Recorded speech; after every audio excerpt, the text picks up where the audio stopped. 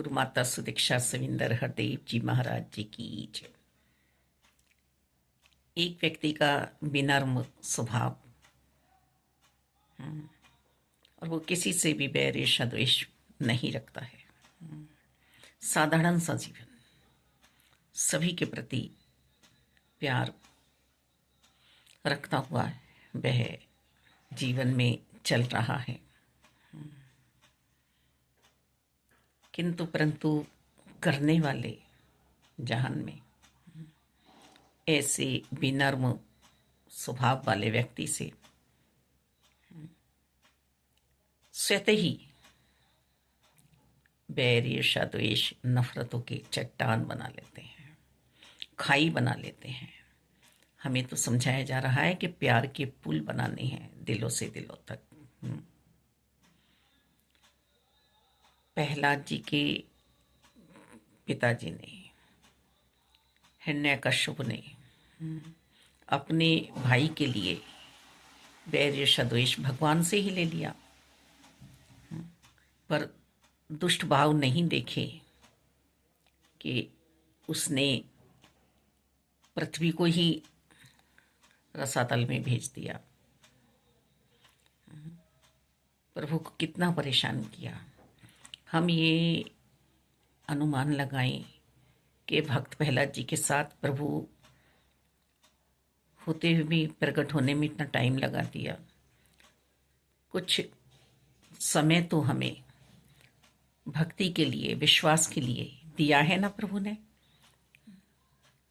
हम एक पिक्चर देखते हैं, किसी से हम समझाने लगे कि देखो इस पिक्चर का हर पात्र हमारी समझ में आया, जिसने सहन किया, अच्छा जीवन जिया, वो कितना अच्छा था। तो सामने से जवाब आता है ये पिक्चर है 3 घंटे की, 2.5 घंटे की, और ये जीवन है। पर इस जीवन में हमने मान लिया है ना कि हर पल हमें दुख है, हमें कोई कुछ दे ही नहीं रहा है। तो दैत्य स्वभाव, दैत्य भाव कहा जा रहा है, समझाया जा रहा है कि दैवीय गुणों में रहना है। तो विनम्रता मुझ में नजर आ रही है या नहीं, ये स्वयं मैं जानता हूँ, मैं जानती हूँ। तो किस तरह से जीव परमात्मा का अंश होते हुए और अपने आप को नष्ट कर रहा है। बारंबार बारंबार ये अपनी करनी पर निर्भर हो रहा है और आवागमन के चक्कर में पड़ रहा है। माया का लेप लगा हुआ है पूरी तरह से। यदि हम संतों की संगति में हैं पूर्ण, और पूर्ण सदगुरु जी से हमें ब्रह्म ज्ञान की दात प्राप्त हुई है, तो हम इसे ब्रह्म ज्ञान को संभालने का पूरा पूरा प्रयास करें, क्योंकि ये हमारा वर्तमान समय चल रहा है। किसी भी दुख, परेशानी, मुसीबत, मुश्किल को इतना अपने ऊपर हावी ना करें कि बस यही मेरा जीवन है। नहीं, जीवन तो बहुत सुंदर है, बहुत प्यारा है। अपनी सोच को प्रभु की ओर ले जाएं, संतों की ओर ले जाएं, जो हमें जीवन जीने की कला सिखला रहे हैं कि हर हाल में हमें किस तरह से शुक्रिया अदा करते हुए इस संसार में रहना है। मान लो हमारा जीवन ऐसा भी ना होता, हमारा कोई अंग ही ना होता, जिसे कमियां दिखती हैं उसको तो चाहे जितना अच्छा जीवन मिल जाए, माता पिता भी मिल जाए सहारा देने वाले, भाई बंधु भी मिल जाए, तो वो वहाँ भी कमियां निकाल लेता है। और एक अनाथ बच्चा भी अपने आप को समझ के कुछ बना डालता है इस संसार में।